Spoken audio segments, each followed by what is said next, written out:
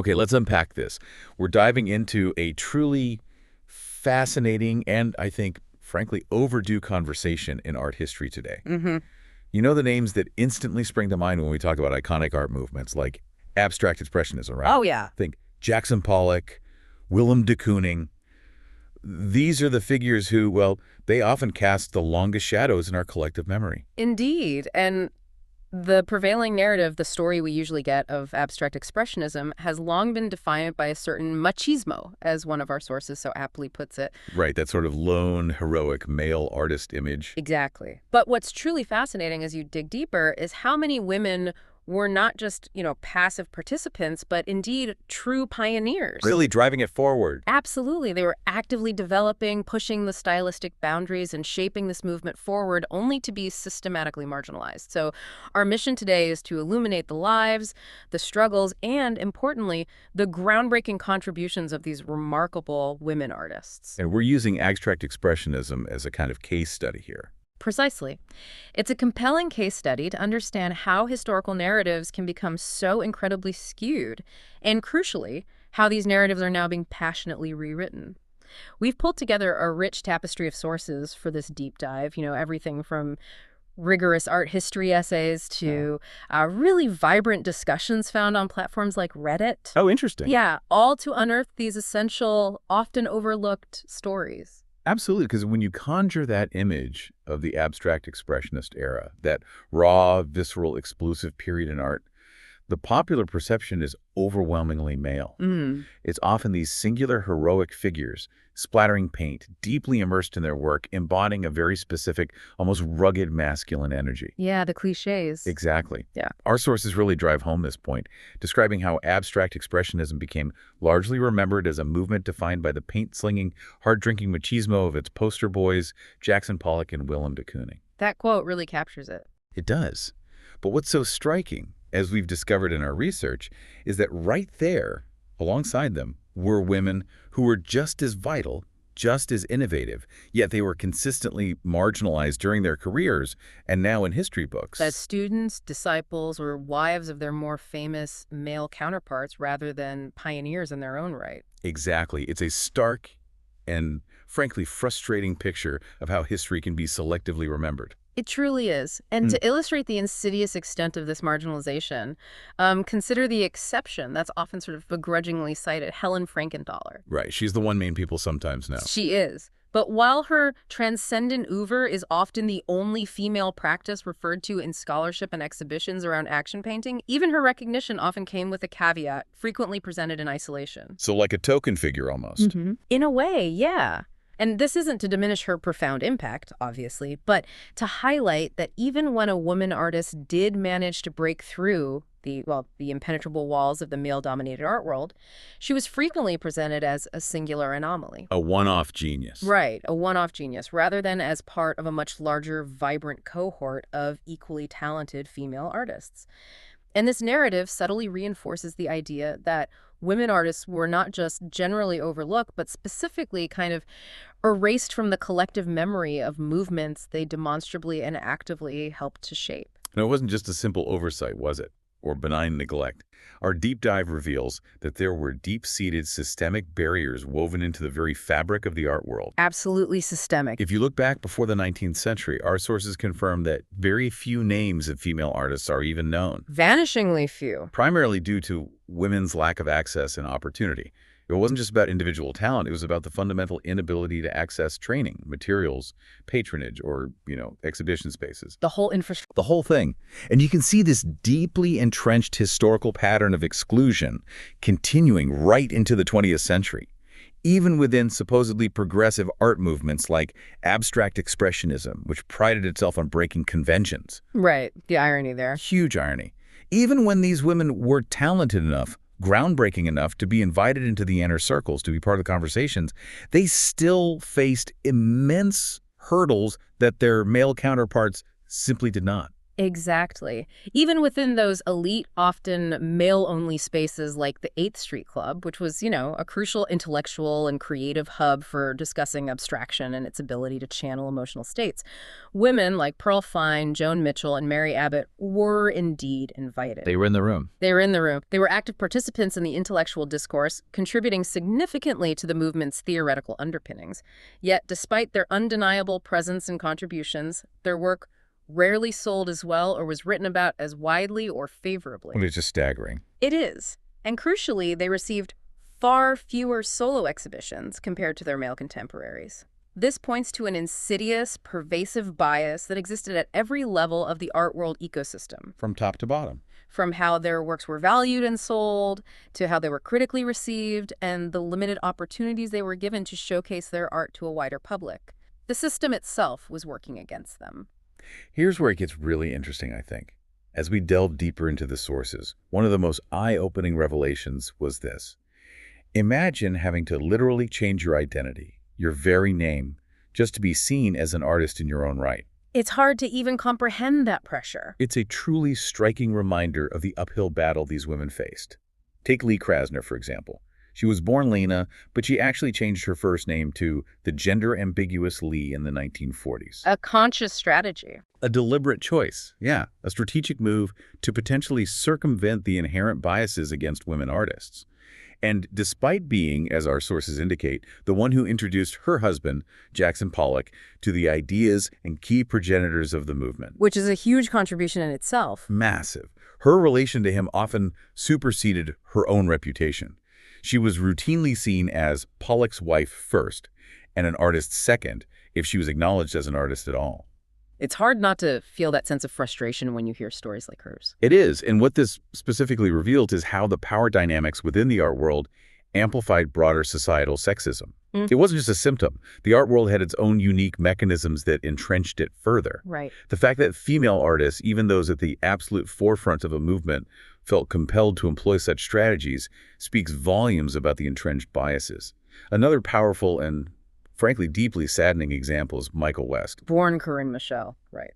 Exactly. Born Corinne Michel. She was an early adopter of abstract expressionism and one of its boldest artists, having studied with the highly influential Hans Hofmann. So she had the training, the pedigree. Absolutely.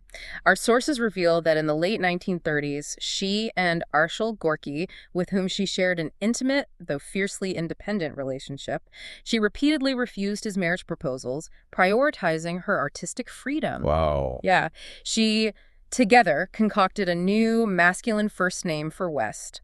She was attempting to reclaim agency in a world determined to box her in. Just to get her work looked at. Essentially. Despite her profound innovations like painting with angry lashings of pigment directly from the tube or with a palette knife, creating these thick, turbid, all-over abstractions embedded with sand and detritus. Incredible descriptions. Weren't they? And giving her works incredibly evocative existential titles like Nihilism and Atonement, she remains largely left out of history books and exhibitions. Still, even now. Even now. She even tried dressing in menswear to combat the marginalization she felt as a woman, hoping to be seen as a serious artist rather than dismissed for her gender, but it still proved to be an overwhelming challenge. And it wasn't just the dramatic act of a name change, though that's certainly a vivid illustration. Other artists resorted to similar, perhaps more subtle subterfuges. Grace Hardigan, for instance, would occasionally show under the pseudonym George. George Hardigan. Right. This allowed her work to be judged, at least initially, free from the gender bias that could otherwise lead to instant dismissal. Or take Elsie Driggs. Now, she's a precisionist artist, right? So slightly earlier, different movement, but same problem. Exactly. A term for American painters from the 1920s and 30s who depicted industrial scenes and urban landscapes with crisp, geometric forms, almost like architectural drawings. She worked earlier in the 20th century, but her experience highlights the widespread nature of the problem. Our sources tell us she simply signed her work, Driggs. Just the last name. And waited until the dealer showed a genuine interest in her work before she revealed her gender to him. This wasn't an isolated abstract expressionist problem. It was systemic across the art world, forcing women to literally hide who they were just to get a fair shot. To get their foot in the door. Just to get their art seen and evaluated on its own merits. And sometimes the challenge to the status quo was woven directly into their art itself. even if tacitly.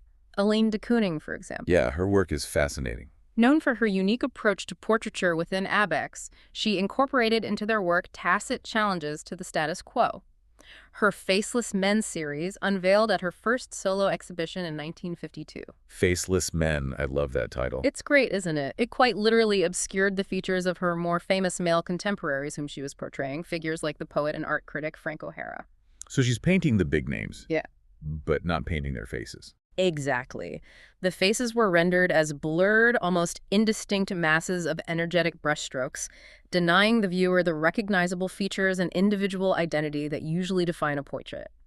It's a subtle but profoundly powerful artistic critique of the very men who dominated the narrative, almost symbolically stripping them of their perceived singular authority. Wow. It really makes you pause, doesn't it? What would it be like to pour your entire life into your creative work, to dedicate years, even decades, to developing your unique vision, mastering your craft? All that effort, all that passion. Only for your gender to be the primary barrier to its recognition.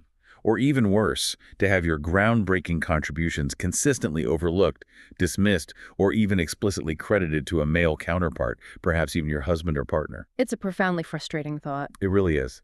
And it sets the stage for why understanding these individual stories, the specific innovations and struggles of these women, is so absolutely crucial for a truly complete picture of art history. Absolutely. It's essential to move beyond the general narrative of erasure and delve into the specific innovations each of these women brought to the canvas.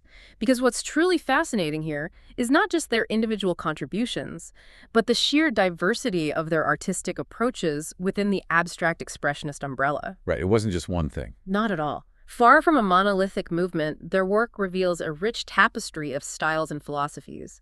It challenges the simplistic, male-dominated view of the movement often presented, revealing a much more complex and vibrant reality. So let's start with Lee Krasner again, because her story is just so compelling and so foundational. She wasn't just Pollock's wife, she was one of the earliest and most innovative abstract expressionist practitioners. Developing her style even before she met him. Exactly. Her paintings themselves burst with fierce swooping lines and swollen shakes reminiscent of body parts. She had this incredible ability to create a sense of raw, almost corporeal energy on the canvas. Real visceral quality. A visceral dance between form and color. Our sources highlight her 1957 magnum opus, The Seasons. Ah, The Seasons. Monumental. It stretches an incredible 17 feet wide, dominating any space it inhabits. It's a swirling vortex of vibrant hues, deep blues, fiery reds, rich greens, with organic, almost primeval forms that feel both explosive and deeply interconnected. The scale alone is a statement. Absolutely. That monumental scale and raw power speak volumes about her ambition and her place as a major force within the movement. And remarkably, she was one of the very few women artists on this list who actually had a comprehensive retrospective of her work during her lifetime. In 1983, right, just before she passed away. That's right. That's a testament to her enduring power and the eventual, if delayed, recognition of her monumental talent, despite the historical sidelining. Indeed. Then there's Elaine de Kooning, a true fixture of the New York abstract expressionist cohort. While her husband Willem was, a leading figure, Elaine boldly set herself apart. With the portraiture. Often focusing on portraiture within the movement, infusing her compositions with high-octane gestures characteristic of ABEX. Her portraits, rather than being precise likenesses, dissolved into energetic, deconstructed forms, capturing the essence of her sitters through frenetic lines and vigorous brushwork. So ABEX portraiture, which sounds like a contradiction but wasn't for her. Exactly. And beyond portraiture, her incredibly diverse body of work also included ebullient abstractions inspired by landscapes, thrilling bullfights, and even the ancient Lascaux cave paintings. Wow, quite a range. An incredible range. Across all these subjects, her work was pervaded by a sense of quivering energy, as if the canvas itself was alive with movement. And she wasn't just a groundbreaking painter, she was also a passionate and articulate champion of the movement. Yeah, she wrote about it too, didn't she? She did, famously articulating its spirit with the phrase, "A painting to me is primarily a verb, not a noun, an event first and only secondarily an image." That's a great line. Primarily a verb. Isn't it? It really captures the dynamic, process-oriented nature of abstract expressionism that she so deeply understood and championed, seeing art not as a static object, but as a living, unfolding action.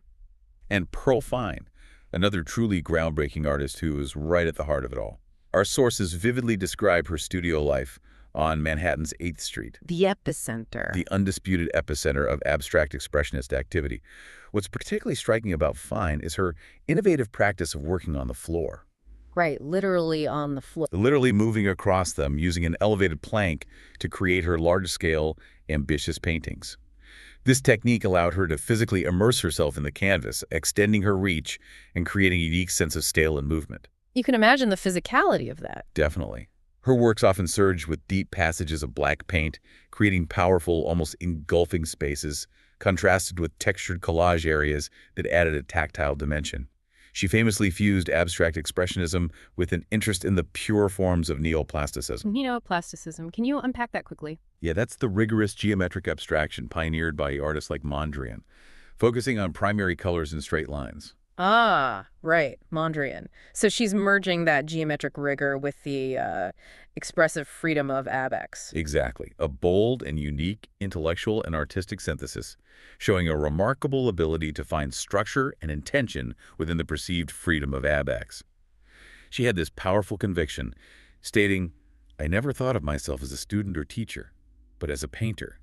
Powerful assertion. When I paint something, I'm very much aware of the future. If I feel something will not stand up 40 years from now, I am not interested." Wow, that's foresight. That's confidence. That's an artist driven by a profound sense of legacy and unyielding artistic integrity. And speaking of fighting for recognition, she famously and defiantly contested her exclusion from the Whitney's 1978 show, Abstract Expressionism, The Formative Years, She wrote letters. in 2 scathing letters to the museum, demanding her rightful place in the historical narrative. Good for her. Her foresight and determination are truly remarkable, a testament to her unwavering belief in her own work. And then we have Michael West, who we discussed earlier regarding her pivotal decision to change her name. Right, the name change and the menswear. As an early adopter and one of the boldest artists of the movement, her work from after the war responded to the pervasive fear and frustration of the atomic age with angry lashings of pigment. She often covered earlier paintings with new tangles of seething brushwork, creating a sense of furious energy and pent-up emotion. Layering over her own history in a way. Almost literally, this resulted in thick, turbid, all-over abstractions, canvases that were not just painted but almost sculpted. She would often paint directly from the tube or use a palette knife, creating incredibly dense impasto surfaces, embedding her canvases with sand and detritus. With the actual bits of the world in the paint. Almost as if she was literally incorporating the detritus of the modern world into her art. And her titles, like Nihilism and Atonement, were incredibly evocative and existential, perfectly capturing the raw psychological intensity of her vision. You really get a sense of the post-war anxiety. Absolutely. Her art was a visceral reflection of her time and her own defiant independence, demonstrated even by her repeated refusal of marriage proposals from Arshil Gorky, choosing to forge her own path. The audacity and unwavering vision of these artists is just inspiring. Think of Joan Mitchell. Ah, Mitchell. A powerhouse. Settled in New York in 1950 and immediately became a mainstay on the avant-garde scene thanks to her fiery wit and exuberant abstractions. Her paintings were often large-scale, immersive experiences. You really fall into them. You do.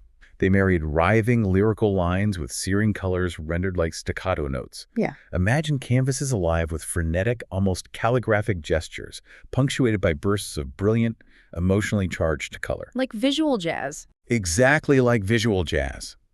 She wasn't just influenced by other painters. She drew heavily from writers like her close friend, the New York school poet Frank O'Hara, and musicians, with a deep infatuation for jazz. Miles Davis, right. Often frequenting bars where Miles Davis was a regular. This multidisciplinary influence really fed into the rhythm, spontaneity, and sheer intensity of her work, giving it a vibrant, improvisational feel. And she was in that key early show. The history-making 9th Street Show in 1951, yes. A seminal exhibition that launched the abstract expressionist movement and brought together its key figures.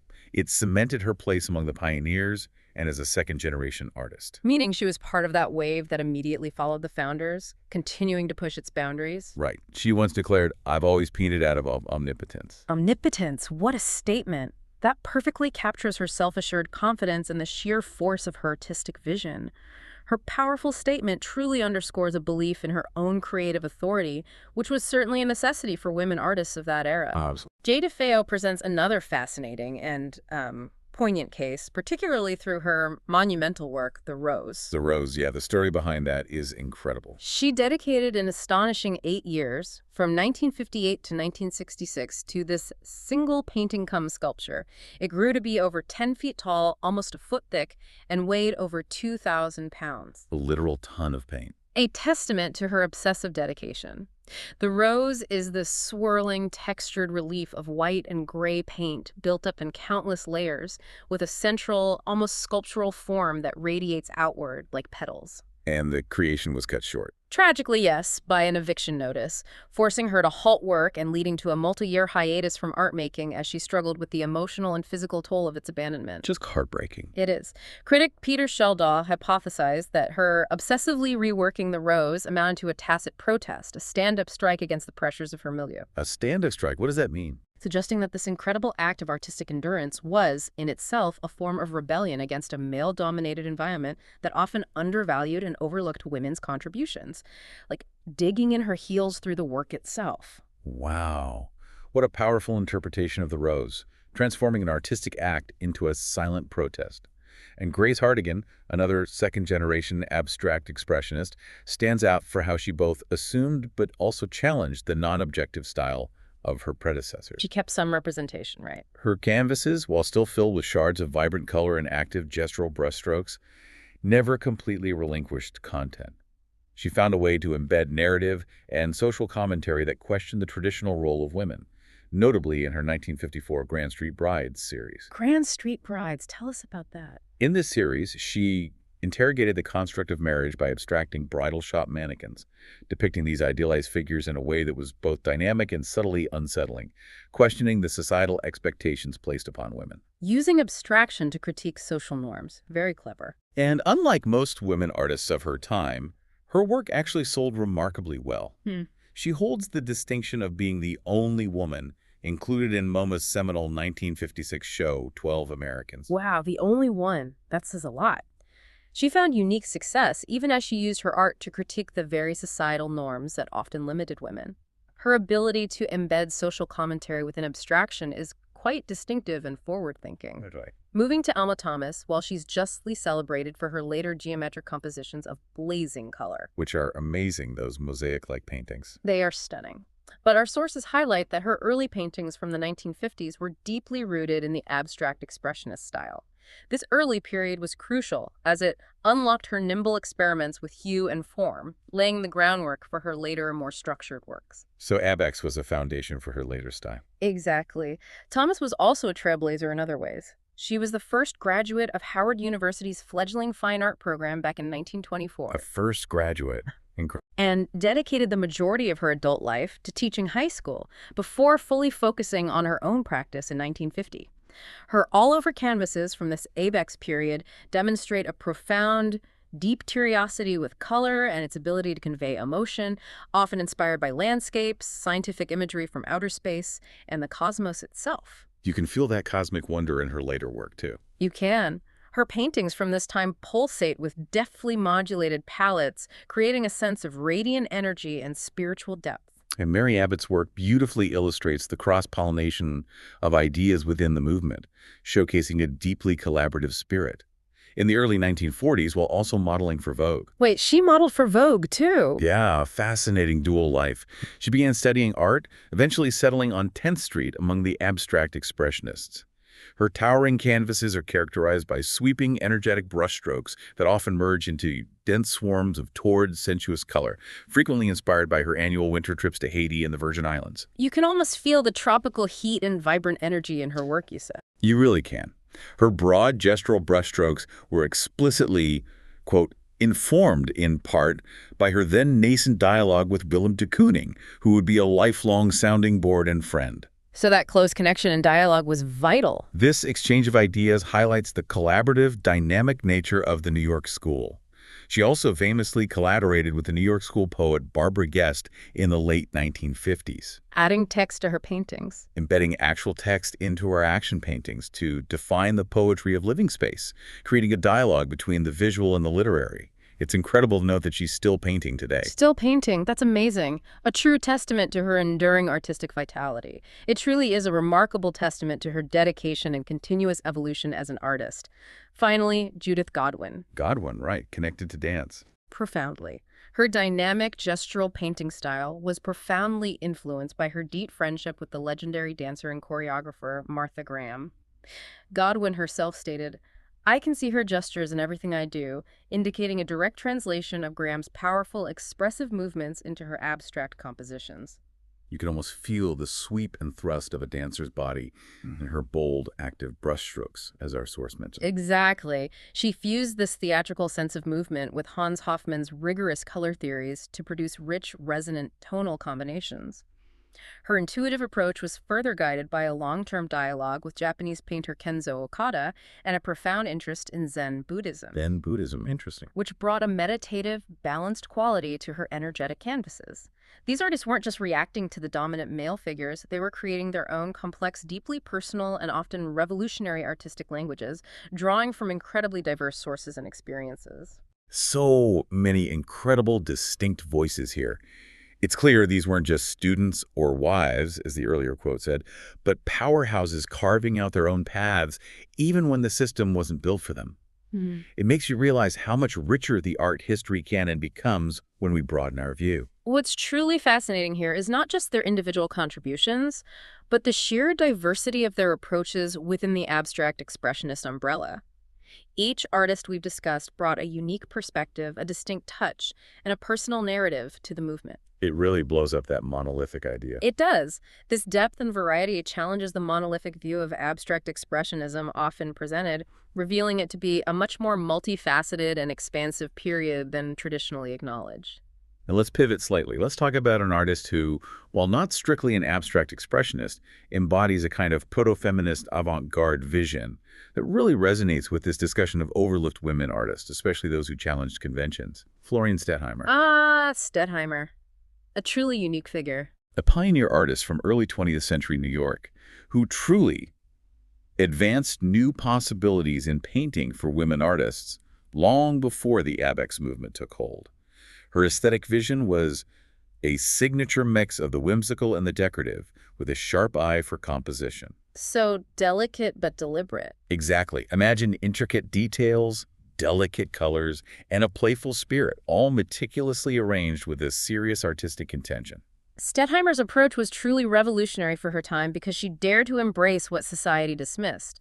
Her paintings, which were once derided as ultra-feminine, Which was definitely not a compliment back then. absolutely a pejorative term in the male-dominated art world, are now celebrated for their embrace of femininity as an act of empowerment. The renowned feminist art historian Linda Nochlin observed that Stettheimer's unique aesthetic of lightness, lace, and feminine sensibility served as a radical antidote to patriarchal infallibility. A radical antidote, so using femininity as a weapon almost. In a way, yes. It means she used elements traditionally associated with the feminine, like delicate patterns and decorative motifs, not as signs of weakness, but as a deliberate and powerful counterpoint to the rigid, serious, and often masculine-defined modernism of her era. Her work stands as a vital counter-narrative. Showing there were other ways to be modern. Other ways to be modern, other ways to be profound. And she wasn't just painting, she was creating an entire cultural ecosystem around her. Yeah. Stettheimer played an important cultural role by holding cosmopolitan salons in her home and studio. These weren't just parties, right? No, not just polite social gatherings. They were vital cultural hubs, intellectual melting pots that welcomed émigré artists from Europe as well as nurtured homegrown talent. What's even more significant and truly revolutionary for the era is that these salons, curated and led by women like Stettheimer and her sisters, Led by women. became a historically unique space of freedom, where women and queer men could gather as themselves without the stifling societal pressures and judgments of the time. A safe haven, almost. A creative safe haven. She was close friends with major figures like Marcel Duchamp and Georgia O'Keeffe, highlighting her central, if often understated, position in the American avant-garde. And her self-portraiture was profoundly groundbreaking, a clear assertion of agency. Consider Model, nude self-portrait from 1915. Okay. This larger-than-life-size rendering shows the 45-year-old artist in an alluring and powerful pose. She is depicted, seated, relaxed, yet with a direct, confident gaze that engages the viewer. Larger than life, you say? Yes, it's significant because it was one of the first of its kind painted by a woman artist, a daring and modern and feminist riff on Manet's famous 1863 painting Olympia. Ah, Olympia, okay. But different. Very different. Unlike Manet's work, where the female subject is overtly for the male gaze, Stettheimer took ownership of her nude body, not as an object but as a subject. She proclaimed a politics of new woman and liberation, fundamentally challenging the voyeuristic gaze of her male viewers, connecting sexual prowess with bodily autonomy. That's incredibly bold for 1915. Extremely. It's also notable that she consciously omitted Manet's black-maid figure from her reinterpretation, which, as our sources suggest, speaks to a potentially different politics of race and class she was navigating in her own social commentary. Fascinating. Beyond self-portraiture, her depictions of social life were equally innovative and sharply observed. In Soirée, from around 1917, she brilliantly captured the essence of her famous salons. How did she do that visually? She used a flattened, raised perspective, a pictorial device influenced by French avant-garde painters such as Matisse. This meant the viewer sees the scene from a slightly elevated, almost aerial viewpoint, dissolving traditional spatial illusion and allowing her to pack the canvas with a multitude of figures and details. Like a social tapestry. Creating a vibrant, convivial tapestry of social interaction. It's like she's inviting you right into the room, making you part of the lively discussion. And in Heat, around 1919, Stettheimer embraced a distinctly surrealist sensibility, long before surrealism became a widely recognized movement. Really, before surrealism. Well, before it was codified as such. It's a metaphorical scene of summer languor, eschewing conventional perspective to create a dreamlike atmosphere. She places her figures not on a ground plane, but on tricolor bands for the background. A bold departure that essentially creates an abstract color field. Like a color field painting, almost. Our sources point out that this anticipates mid-century abstract expressionist painters' use of painterly regions of color to influence the viewer's emotional response, almost creating an early form of color field painting decades before it gained prominence. She was conceptually pushing boundaries in ways that art historians are only now fully appreciating. Her incisive social commentary continued to shine through in her depictions of American life, Asbury Park South, from 1920. Okay, what's significant about that one? It's particularly notable for its depiction of black life in America during the 1920s. While Asbury Park had a deeply segregated history, Stettheimer chose to paint a scene of racial harmony that was far from the reality of that era, depicting black and white bathers enjoying the beach together. So an idealized vision. Not a factual representation, but rather a visionary one, suggesting solidarity in the fight for desegregation, and portraying an idealized future that she hoped for. It was a subtle but profoundly resonant statement through her art. And her critical eye extended sharply to consumer culture. Spring Sale at Bendel's from 1921 is a brilliant and humorous example. Bendel's, the department store. That's the one. She set the canvas like a stage, filled with shoppers and a raucous ensemble scene, almost like a bustling Broadway comedy. The painting is packed with vibrant details, women trying on hats, haggling over prices, and a general air of materialistic frenzy. Sounds chaotic. Wondrously so. She even signed the painting in a uniquely whimsical way, using her initials on a monogrammed sweater worn by a Pekingese dog prominently placed in the foreground. A dog wearing her monogram. That's great. This playful yet distinct signature embodies her detached yet keenly observational stance on the frenzied transactions of high society, a witty commentary on the absurdities of consumerism. Her inventiveness wasn't limited to the canvas. She also broke new ground in theatrical design, showing a seamless blend of fine art and performance. For Gertrude Stein's avant-garde opera, Four Saints in Three Acts in 1934. Stein and Stettheimer, quite the pairing. Right. Stettheimer created truly revolutionary sets and costumes.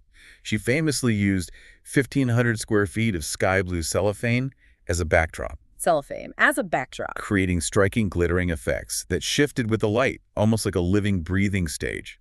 It was an inventive mixing of high and low popular culture and avant-garde, blurring traditional boundaries. This visionary approach to design was so influential that, as our sources tell us, it directly inspired Fifth Avenue dresses and window displays. Wow, so it crossed over into fashion. Showed her impact reaching far beyond the art world. Her cathedral series, particularly the Cathedrals of Art from 1942-44, offers a profound insight into her perspective on the art world itself. This unfinished composite scene of major New York City art museums, the Met, MoMA, and Whitney, represents her fantasy museum, Her ideal museum. combining iconic works and key figures of the art world in a single imagined space. It showcases her pride in homegrown artistic vanguards and her unique depiction of simultaneity, or multiplication virtuelle, as Duchamp called it. Simultaneity. Meaning. This was influenced by Henri Bergson's New Vitalism, a philosophical movement asserting that reality is fundamentally a dynamic, evolving process, not a series of static points. For Stettheimer, this meant reflecting life as a continuous flowing of events rather than a succession of singular, isolated moments in her work. Capturing the flow of experience. A truly groundbreaking approach to visual narrative that captures the constant overlapping flow of experience. Stettheimer's story is just astounding. An artist who literally designed her own world, from her home salons to her theatrical sets and her Kambalas, and was a feminist avant-gardist before the term was even widely used. What does this all mean for how we understand modernism itself, which is so often presented as this, stark, serious progression?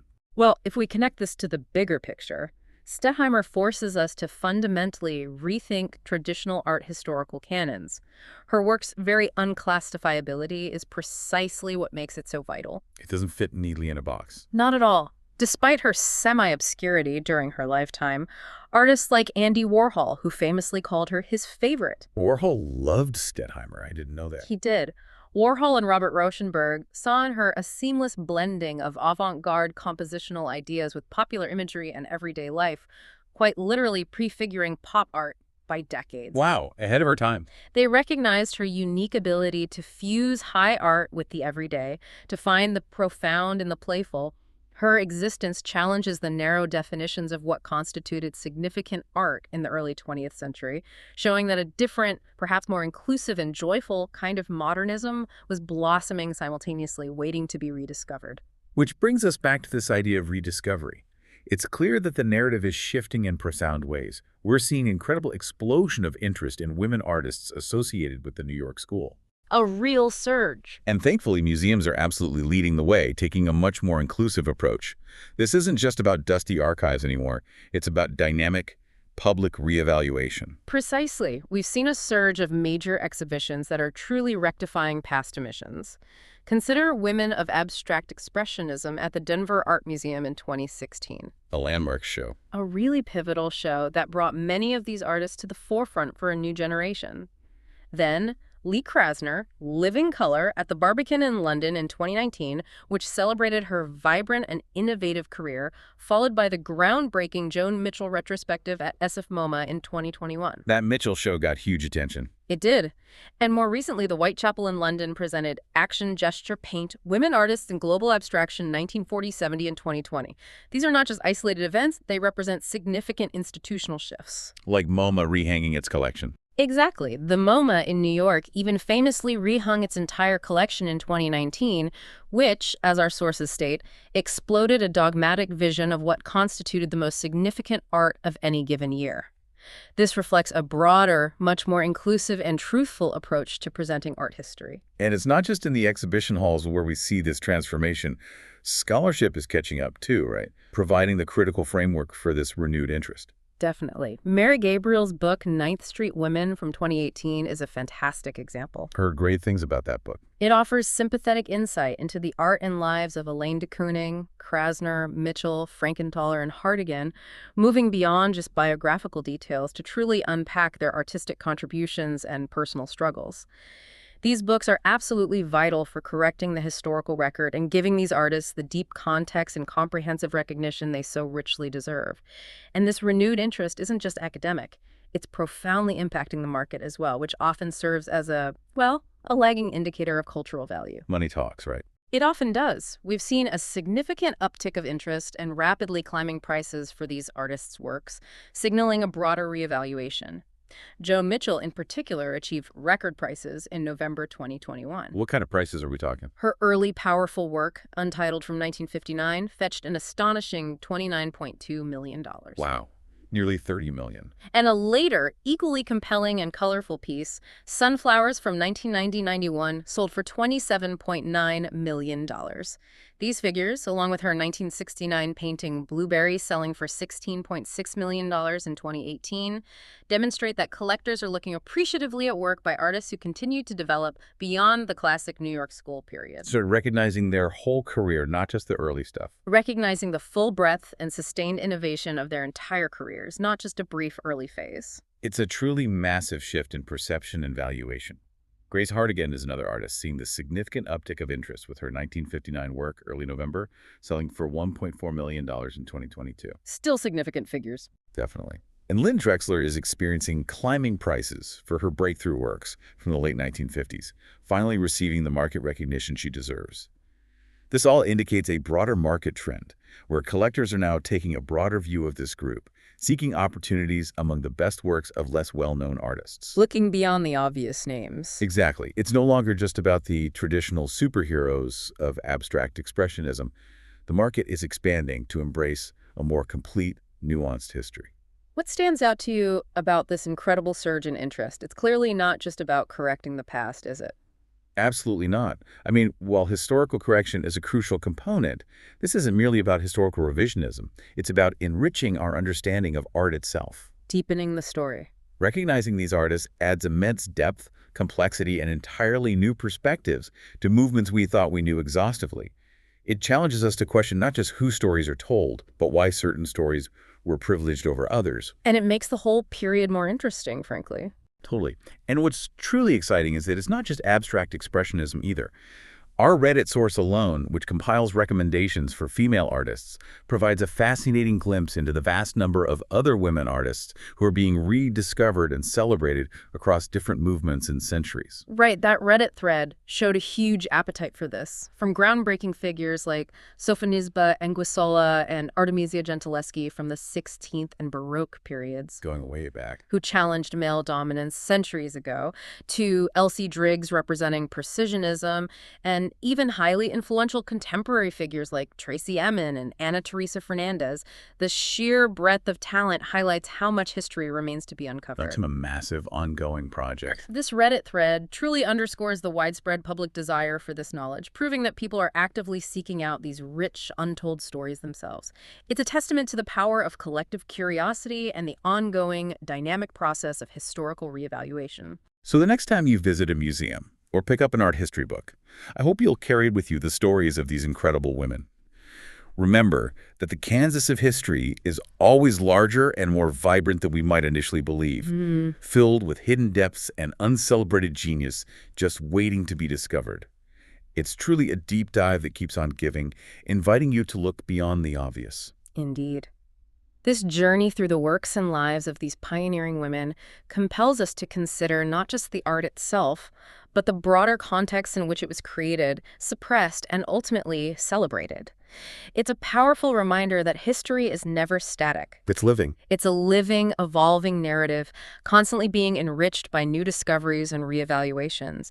And if we continue to rediscover so many hidden figures in art history, it truly makes you wonder, what other fields of human endeavor might be holding equally rich, untold stories, just waiting for us to uncover them and finally bring them into the light?